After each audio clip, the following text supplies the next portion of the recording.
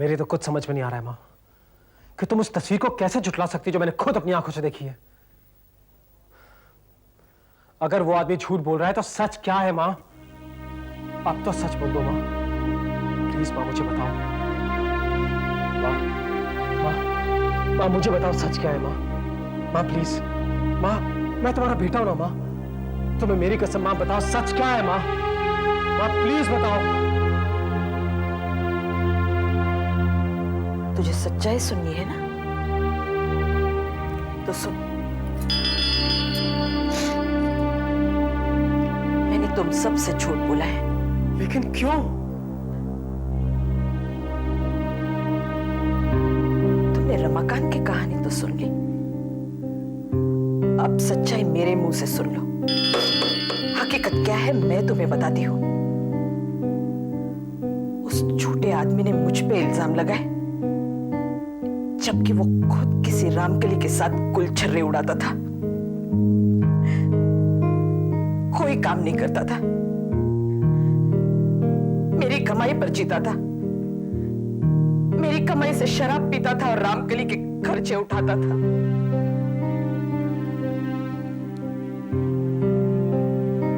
मेरा कभी किसी के साथ कोई इन्वॉल्वमेंट नहीं रहा। एक दिन जब मैं घर लौटी तो रमाकांत रामकली के साथ था। उस समय पूरब 5 साल का था और तुम मेरी कोख में। उस दिन पकड़े जाने के बाद हमारा बहुत झगड़ा हुआ। रमाकांत ने मुझे बहुत मारा। पूरब जब हमारे बीच आया तो रमाकांत उसे भी मारने लगा। मैं डर गई, कहीं पूरब को कोई नुकसान न पहुंच जाए, इसलिए मैंने एक लोहे की रॉड उठाई और पूरब को बचाने के लिए वो रॉड उसके सर पर मार दी। मैं डर गई, कहीं पुलिस के हाथों पकड़ी गई तो पूरब का क्या होगा, इसलिए बंबई की ट्रेन में जाके बैठ गई। वहीं मेरी मुलाकात जनार्दन से हुई। मैंने उन्हें कह दिया कि मैं विधवा हूं। फिर उस ट्रेन का एक्सीडेंट हो गया। आज पूरब जो जिंदगी जी रहा है वो जनार्दन की दी हुई है। अपनी जान खतरे में डालकर जनार्दन ने उसकी जान बचाई थी।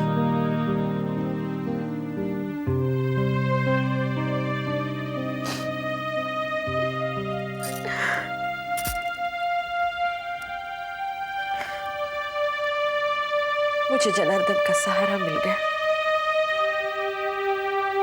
मैंने अपने लिए और तुम दोनों के लिए उनसे शादी कर ली और उन्हें सच्चाई नहीं बताई। मैं डर रही थी कहीं सच्चाई सुनकर वो मुझे छोड़ न दे। मैंने बहुत दुख उठाया सूरज।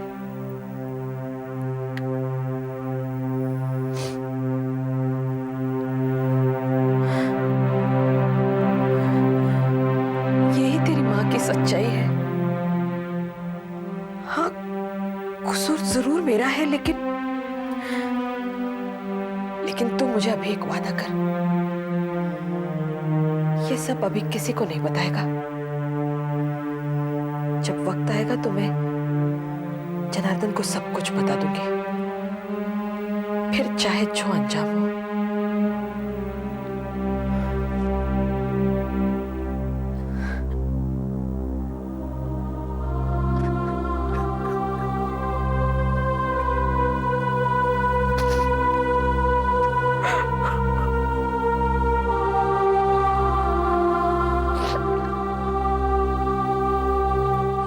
क्या करेगी? जो कुछ करना है हम लोगों को करना है।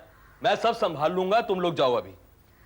देखिए सिन्हा साहब, काम जितना जल्दी हो जाएगा ठीक है। मैं ज्यादा दिन अपने आदमियों को रोक नहीं सकता। नहीं नहीं, उसकी जरूरत ही नहीं पड़ेगी, मैं सब संभाल लूंगा।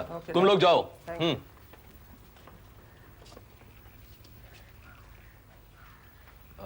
नमस्ते सिन्हा साहब। नमस्ते पृथ्वी जी, आइए आइए, बैठिए। सिन्हा साहब, मैंने सोच लिया कि अपना फैसला आज मैं आपको सुनाऊं। बस सुनाइए। मैंने तय कर लिया है कि अपनी भतीजी की शादी में आप ही से करूंगा। मुझे मालूम था कि आप मेरी बात को मानेंगे। अब तो आप मेरा इलेक्शन जीतना पक्का ही समझिए। मैं भी पंडित जी से बात करके आपकी शादी का मुहूर्त जल्द से जल्द निकलवाऊंगा, लेकिन आपको हमारा ख्याल भी रखना पड़ेगा। वो किडनैपिंग वाली केस से मुझे और दुलारी को साफ साफ बचना है। जी, अब आप मेरे होने वाले ससुर हैं, आपको तो बचाना ही पड़ेगा, वरना ऑपोजिशन वाले क्या बोलेंगे कि जिसका ससुर किडनैपर है वो आदमी खुद कैसा होगा। बड़े बड़े पोस्टर लग जाएंगे, मैं जीतते जीतते हार जाऊंगा। नहीं नहीं, आपको तो बचाना ही पड़ेगा। मैं पॉलिटिशियन हूं, वायदे का पालन। आप तो अब ये सोचिए कि आप पर ये केस कभी हुआ ही नहीं था। धन्यवाद। तुम्हें देख के तो डर क्यों रहती है कि मैं तुझे शेर जबरदस्ती सुनाता हूँ? शूल से एक रोज यूं बोला सुमन, लोग बिसराते न क्यों तेरी चुभन। सोच रह रहकर मुझे होता यही, उम्र मेरी याद की क्यों 4 दिन। शूल चुप से कान में ये कह गया, जो मिला गढ़कर उसी के रह गया। फूल भोले ही रहे तुम सर्वथा, गंध बाटी और बिखरे ही सदा। जो बिखरते हैं उन्हें सब भूल जाते हैं, और जो चुपते कसकते हैं वो याद आते हैं। हेलो, हाय अमित। अरे क्या ये बकवास चीजों में अपना टाइम बर्बाद कर रही हो? मेरी किताब दो। अरे यार थोड़ा टाइम इतना बात कर रही है। मॉर्निंग, बैठिए आप लोग। आज से प्रोफेसर मोहन छुट्टी पर हैं, इसलिए उनकी जगह क्लासेस में ही लूंगा। सर, क्या प्रोफेसर मोहन की तबीयत खराब है? Sorry, I don't know. तो आज हम बात करेंगे डायरेक्ट टैक्सेस की।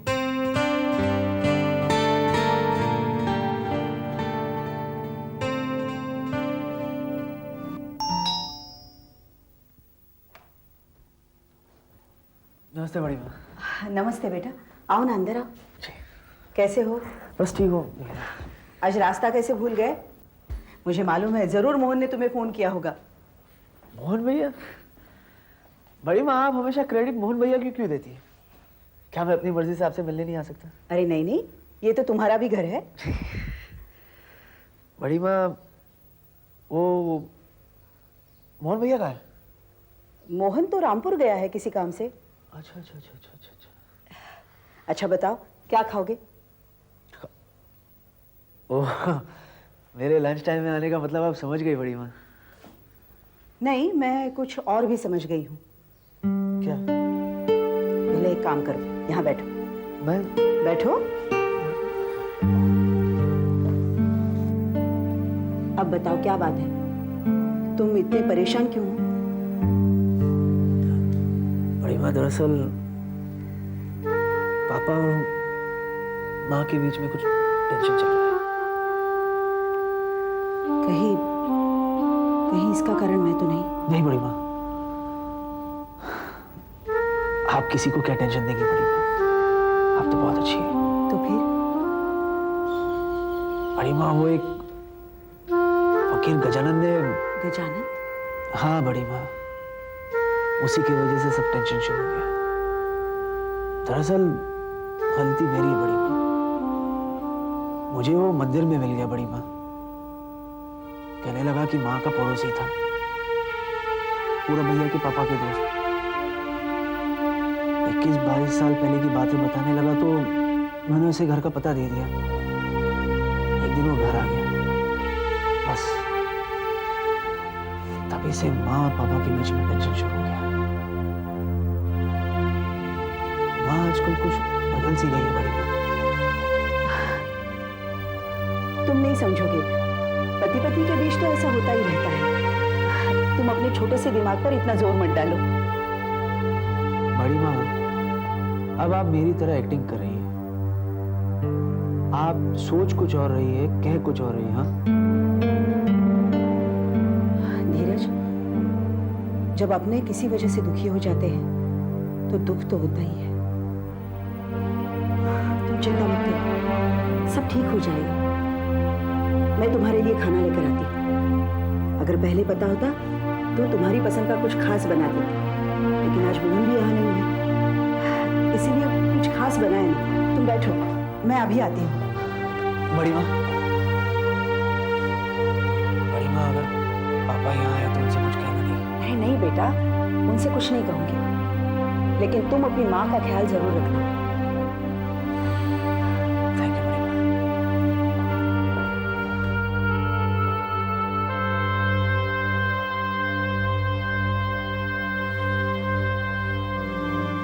हो किसी ढिचको में जाए जाए, बनाओ बनाओ बनाओ चाचा बनाओ, किसी होटल में खाए खाए। क्या बात है भाई, आज तो बड़े मौज में, बड़ी चांदनी सी टपक रही है? हाँ, तेरी हाव तो तभी निकलती है जब तेरे हाथ कुछ लग जाता है कि नहीं? अरे चाचा, अब की जो राज मेरे हाथ लगा है, अपन दोनों की जिंदगी चेंज कर देगा, द्वारकाधीश की सौगन। अच्छा जी, हाँ। हमें नहीं बताएगी। अरे बताऊंगी कैसे नहीं? बताना बता। अरे सब क्या करो, चैट।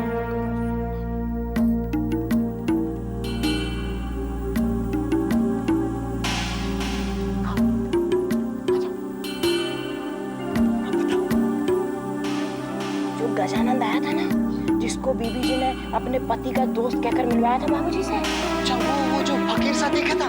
फकीर ना है वो तो रमाकांत है, रमाकांत। अरे रमाकांत कौन है? बीबी जी का पहला कसम।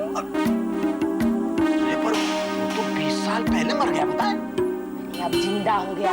20 साल पहले बीबी जी ने उसको मारने की कोशिश की थी, लेकिन वो बच गया था और अब गजानंद बन के घर में घुस गया।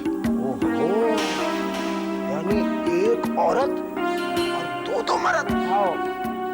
ये बात अभी बाबूजी को भी नहीं पता है, सिर्फ पूरब और सूरज को मालूम है। और अब हमें एक बात है गंगा, इस बात से तो बीबी जी से बहुत फायदा उठाया जा सकता है। हाँ, लेकिन थोड़े सोच विचार के बाद। सूरज, क्या बात है? किस सोच में डूबे हो? नहीं, कुछ नहीं सीमा, बल्कि मैं तो ये सोच रहा था कि तुम कुछ परेशान सी लग रही हो, शायद मुझे बताना नहीं चाहती, इसीलिए मैं भी खामोश रहा। और मैं ये सोचती रही कि तुम मुझसे कुछ छुपा रहे हो। सीमा, मेरे पास ना ही कुछ छुपाने को है ना ही कुछ बताने को। एनीवे, तुम अपनी कहो। सूरज, उलझने तो बहुत है, लेकिन उनका हल नजर नहीं आ रहा। कैसी उलझन सीमा? सूरज, तुम जानते हो ना कि मेरे पेरेंट्स ने मेरी शादी फिक्स कर दी है। वो लोग अगले महीने ही शादी कर देना चाहते हैं, जबकि पायल अब तक नहीं मिली है। सूरज, मैंने माँ को बहुत समझाने की कोशिश की कि जब तक पायल नहीं मिल जाती मैं शादी ना करे। तो वो मान गई? सूरज, शादी तो टल गई है, लेकिन होगी जरूर। सूरज, लेकिन ये हमारे प्रॉब्लम का हल नहीं है। मैं वो सीमा, सिर्फ एक ही हाल है, तुम अपने घर से निकल आओ और हम फौरन शादी करेंगे। और ये बात तो तुमसे पहले भी कह चुका हूँ। सूरज, जज्बातों के बहाव में आकर ये कहते ना अच्छा लगता है, लेकिन आने वाले कल के प्रॉब्लम्स के बारे में सोचो। हमारी शादी तो हो जाएगी, लेकिन शादी के बाद की मुश्किलों का क्या? हम क्या खाएंगे, क्या पिएंगे, क्या करेंगे?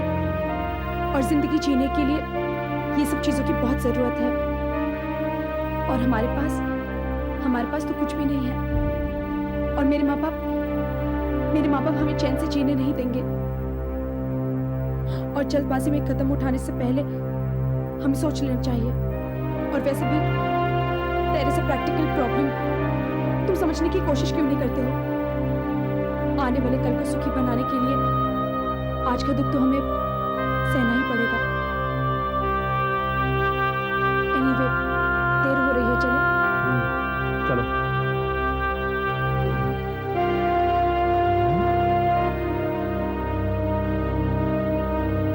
सूरज बेटे,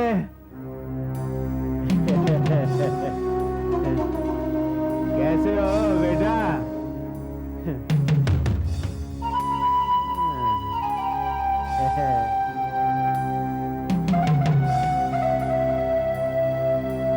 लक्ष्मी ऐसा नहीं हो सकता। मैंने अपना फैसला कर लिया। जो आप कर रहे हैं ठीक नहीं कर रहे हैं।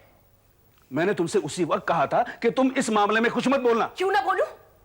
कहा वो सिन्हा और कहा ये बच्ची। कितना फर्क है दोनों की उम्र में। कुछ सोचा है आपने? देखो, मैं जो कुछ भी कर रहा हूं ना सोच समझ के कर रहा हूं। अब तुम मेरा भेजा मत चाटो। मेरा भी हक है पद्मा पर। अरे लेकिन जब मैं तैयार हूं, उसकी मां तैयार है, तो तुम्हें क्या फर्क पड़ता है? अगर पद्मा आपकी अपनी बेटी होती तो क्या आप उसका हाथ सिन्हा के हाथ में देते? अपने फायदे के लिए पद्मा के सपने तोड़ोगे? मैंने पद्मा के लिए ऐसे ही सपने देखे थे कि उसका पति नाम वाला हो, काम वाला हो और दाम वाला भी हो। सिन्हा में ये सारे गुण हैं। मां होकर अगर मुझे कोई एतराज नहीं है तो किसी और को हो तो हो। जेठ जी, आपको भी तो सिन्हा पसंद है ना? हाँ बिल्कुल पसंद है भाई। अरे वो सिन्हा तुम लोगों के साथ सौदा कर रहा है। क्यों पद्मा को नर्क में धकेल रहे हो?